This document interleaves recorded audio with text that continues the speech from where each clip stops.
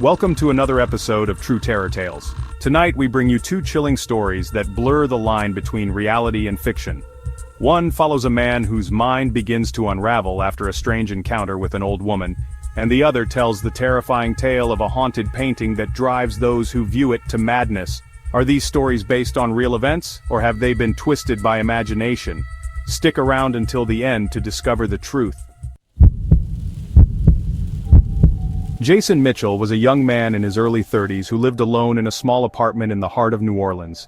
He worked as a freelance photographer, often spending late hours in his studio editing photos or wandering around the city, capturing the vibrant life of the streets. But one evening, everything changed. It was a typical Tuesday night when Jason received a call from an elderly woman named Margaret. She had found his contact details through a mutual acquaintance and wanted to hire him for a special project. Her voice was calm and measured, and she mentioned something about a family heirloom, a mirror, that she wished to have photographed. Intrigued by the request, Jason agreed to meet her the following day. When he arrived at her house, he was struck by how old and dilapidated the building was. The walls were cracked, and the air smelled of damp wood and mildew. Margaret greeted him at the door, looking much older than her voice had suggested. Her eyes were a dull gray, and her skin was pale, almost as though she hadn't seen the sun in years. She led him to the back room, where an ornate mirror stood in the corner. The frame was gilded, with intricate patterns carved into it. It was beautiful, but there was something about the way the mirror seemed to shimmer unnaturally in the dim light that gave Jason an uneasy feeling. "Margaret, I need you to capture the essence of this mirror. It's been in my family for generations, and I believe it holds something special." Jason raised an eyebrow but didn't question her. He set up his camera and began taking pictures of the mirror from different angles. As he looked through the lens, something strange happened. For a brief moment, the reflection in the mirror seemed to warp. Jason blinked, but when he looked again, the mirror was as normal as ever. Shaking off the odd sensation, he continued snapping photos. But as he moved closer to the mirror, he noticed something unsettling. Margaret's reflection was no longer in the glass. It was as if she had disappeared entirely, leaving only an empty room behind. Startled, he turned to look at her, but she was still standing by his side. "Jason. Margaret, are you sure everything is okay with this mirror?" Margaret's expression was unreadable. "Margaret, the mirror is fine, my dear, but it is not just a mirror, it reveals things that others cannot see." Jason tried to ignore the strange words as he finished the shoot, but the discomfort lingered. He thanked her for the job and left the house, telling himself that it was just his imagination playing tricks on him. But that night, things took a dark turn. As Jason lay in bed, he kept seeing flashes of the mirror in his mind. The image of Margaret's missing reflection haunted him. He tried to shake it off, but it wasn't long before he began hearing strange noises in his apartment, faint whispers, distant footsteps, and the unmistakable sound of glass scraping against wood. The next morning, Jason decided to return to Margaret's house to see if he could figure out what had happened. But when he arrived, the place was eerily quiet. He knocked on the door, but no one answered. He tried the door handle, and to his surprise, it was unlocked. Inside, the house was empty, and there was no sign of Margaret. The mirror, however, was still there, standing in the corner of the room. Jason approached it cautiously, feeling an overwhelming sense of dread. As he gazed into the glass, he saw something he hadn't seen before, his own reflection.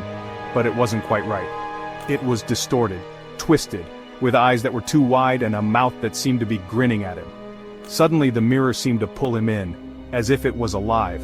Jason backed away, but the image in the mirror didn't change. It was as if he were trapped in a nightmare, unable to escape the sinister reflection staring back at him.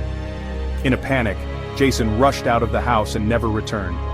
He later learned that Margaret's house had been abandoned for decades, and no one could find any records of her ever living there. The mirror, however, was rumored to have been cursed for centuries, its previous owners having all mysteriously vanished without a trace. Jason never spoke of the incident again, but to this day, he believes that the mirror wasn't just an object. It was a portal into something far darker. In 1974, a renowned art dealer named Richard Forsyth was given the opportunity to acquire a rare painting from an estate sale in London. The painting, titled "The Weeping Woman," was an eerie portrait of a woman whose eyes seemed to be filled with sorrow and terror. The artist, a reclusive figure from the early 20th century, had died under mysterious circumstances, and the painting had been passed down through several owners, all of whom had experienced tragic and strange events in their lives. Richard, intrigued by the painting's dark history, decided to purchase it. He believed it would make a valuable addition to his gallery, despite the ominous stories surrounding it. When the painting was delivered to his gallery, Richard immediately hung it in a prominent spot, where it drew the attention of visitors. At first, everything seemed normal. The painting was admired for its haunting beauty, and many people took note of the strange expression on the woman's face. But over time, the atmosphere in the gallery began to change. Visitors who had looked at the painting for too long would often leave with a sense of unease, claiming they felt watched or disturbed. Some even reported seeing the woman's eyes move, following them as they walked past. Soon, strange occurrences began to happen. One evening, a young art critic named Thomas Baker stayed late to write a review about the weeping woman. As he sat in front of the painting, he began to feel a cold chill run down his spine. He looked up at the woman's face and swore that her expression had changed. Her sorrowful eyes now seemed to be filled with anger. The next morning, Thomas was found dead in the gallery, his face twisted in a grotesque expression of terror. An autopsy revealed no signs of foul play, and the cause of death remained unknown. But those who had been near the gallery reported hearing strange noises emanating from the room where the painting was kept, cries and whispers, as if the painting itself were alive. As time passed, other visitors who spent too much time near the weeping woman began to experience disturbing visions and nightmares. Some were driven mad by the constant whispers that filled their minds, while others claimed to have seen the woman move within the painting, her tears flowing freely. One man, after staring at the painting for several hours, was found wandering the streets, muttering incoherently about a woman who wept blood. Richard, horrified by the growing number of incidents, decided to remove the painting from his gallery. But no matter where he placed it, the strange occurrences followed. Eventually, he was forced to lock it away in the basement of his gallery, where it was forgotten. Years later, the gallery was sold, and the new owners discovered the painting hidden in the basement.